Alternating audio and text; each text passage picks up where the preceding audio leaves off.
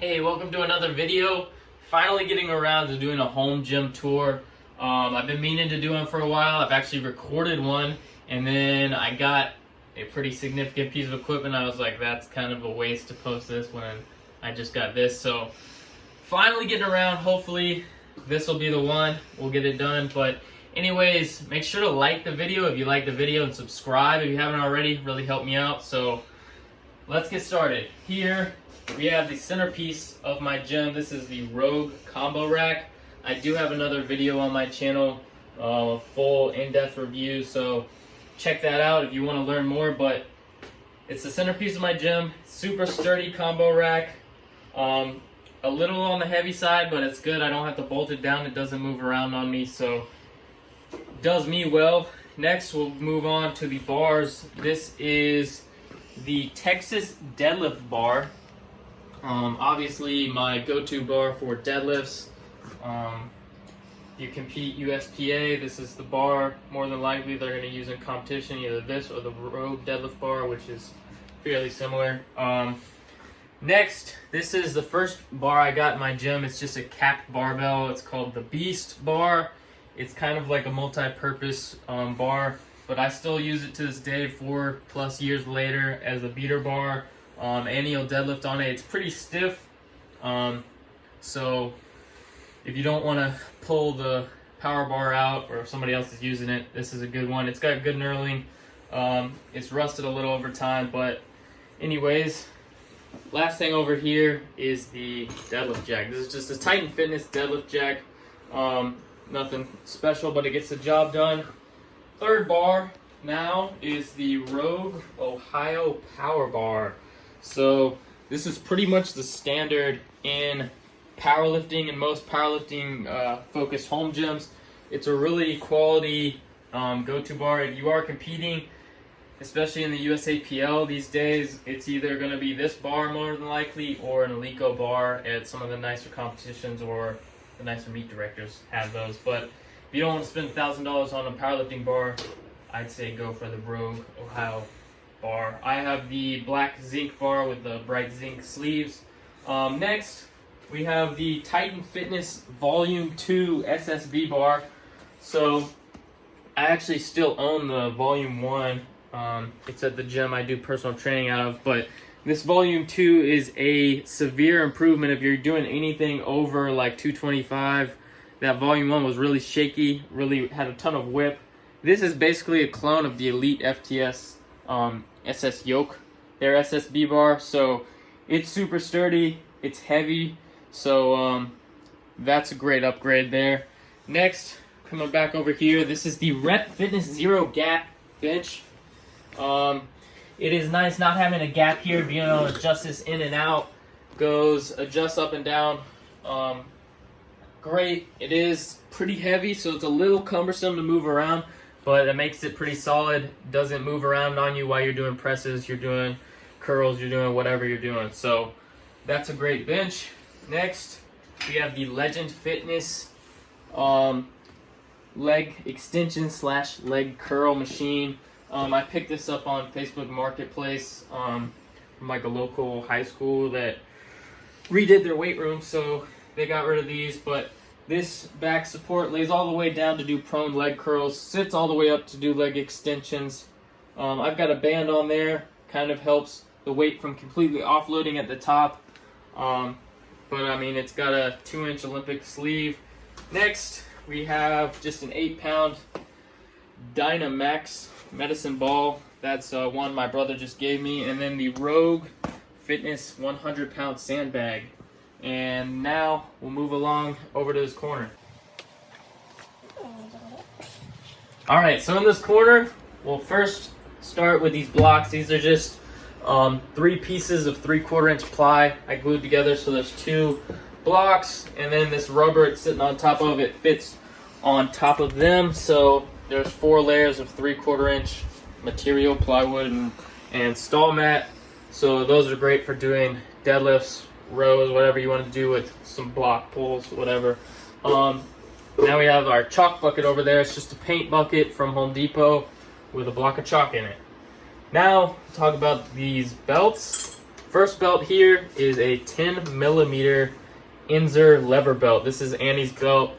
She likes the lever belt, so 10 millimeter Inzer lever belt. Next is the 8.5 millimeter Pioneer cut belt. So this is a super flexible. It came like this. It didn't take any breaking in. It's just a stock belt. And this is great for bench press. It allows me to still get my arch while still having support because of the flexibility of the leather. Next belt here is custom with my initials up top here, blacked out, Pioneer cut, Pioneer single prong belt. Same thing, it's just 13 millimeters, a little stiffer than the 8.5 millimeters. Lastly, this is my original belt that I got when I started powerlifting. This is a 13 millimeter single prong belt from Inzer. Quality belt. It doesn't really break in as much. If you don't know, Inzer has like a material in the middle that keeps its stiffness, which if you like that, that's good. If you want a really broken in supple belt, that doesn't really happen. But anyways, next, this is the Swin Airdyne. I just picked this up on Facebook Marketplace, got a good deal on it locally. So you can find them, they pop up all the time. As long as somebody's not trying to flip it for $250, you can get a good one there. But moving on, we have a neck harness and a dip belt. So those just kind of hang out over here.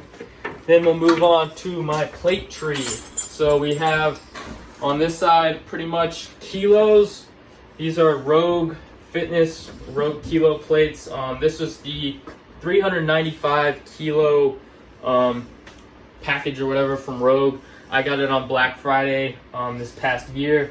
This is actually their E-coat finish, which they never really gave a ton of details, but it's a different coat. The only thing I really noticed is the 20 kilo plates are they have a little bit more texture than the other ones, but the other ones are pretty much like their normal calibrated plates. With the kilo set, I have a pair of Alico competition collars. So these are powerlifting competition collars. So those are great. Really lock down the weights so they don't clank around and really chip off the paint. Got those as a gift. That was really nice. Next, down here, these are my pound plates. These are Hampton deep dish plates, and these are all the 45s here. I have a couple other 45s stashed off to the side. Got the 25s, Hampton as well, and then 10, 5s, and 2.5s are just kind of mix mash Olympic plates that I've found around. Over here we have another set of Rogue plates. I don't know how many pairs I have total, but the next one, I just didn't want to put that one on the plate tree, so I don't really need all of them loaded up there.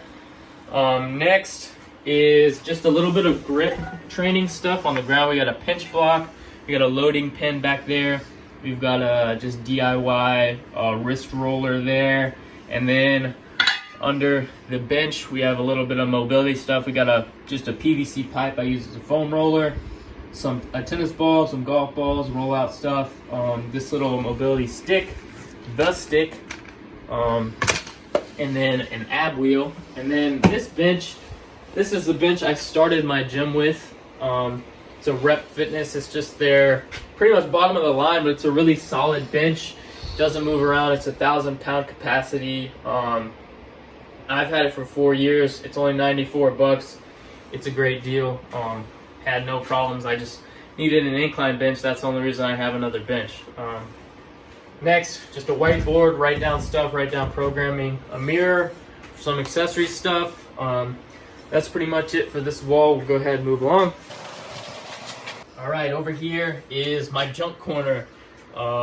Working on it, but probably most home gym owners have a little section of their gym for some junk. Only thing really useful over here is a dehumidifier.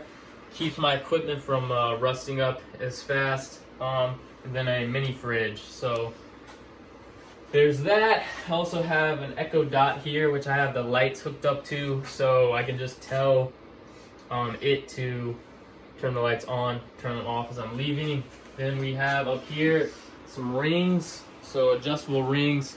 I did have a place outside where I could hook them up and use them and do like ring muscle ups and everything, but that no longer exists. So they're down here. I do some TRX type stuff with them, although I do have a TRX. Also over here are just some bands. These aren't all my bands, but they're kind of scattered about. And then a couple CLC crushers up here in the window, some yoga mats, do some stretching. Got this 50-pound sand slam ball. Got these Rogue bumper plates. They're just holding in place my landmine. These are 25-pound plates. Have another set of 45s. They're just Echo bumper plates from Rogue. Also have this landmine attachment handle. There's some fat grips on there. Some more mobility stuff. The Theracane. If you don't know what that is, you can work out knots in your back and everything. Moving on, obviously, next thing here is this dumbbell set. So it goes all the way down there. It goes from 5s across up here to the 50s, and then 55 all the way to 100s down on that end. So 5 to 100-pound dumbbell set there. There's another set of kilo 25s over here. That's just a pair of Avancos I found on Marketplace. They're a good deal. So I've got those. Since they're kind of already beat up, I just use them to deadlift, spare my Rogue plates from getting super jacked up. Next, some straps. Got Versa straps. Got some cloth, cheap straps. Got some nice leather straps from Rogue. Got here, these are my wrist wraps. They're Inzer True Blacks. I've had these for years, and they're still working well. Have an extra set of Inzer True Blacks. These are like the 36-inch. I actually bought those, so have those just in case now. Next, just on the ground, we got shoes.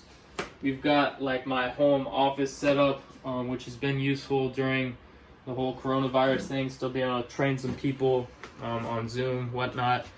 Training people online, do programming stuff here. Then another whiteboard just for business stuff, really. Some seating here, and then down here, last thing, I got my Romelio squat shoes. These are the shoes I squat in. And then I've got the Notorious Lift. Those I use for benching. Got these SBD knee sleeves. And then got the SBD elbow sleeves. So that pretty much wraps it up. That's all the stuff I've got in my home gym.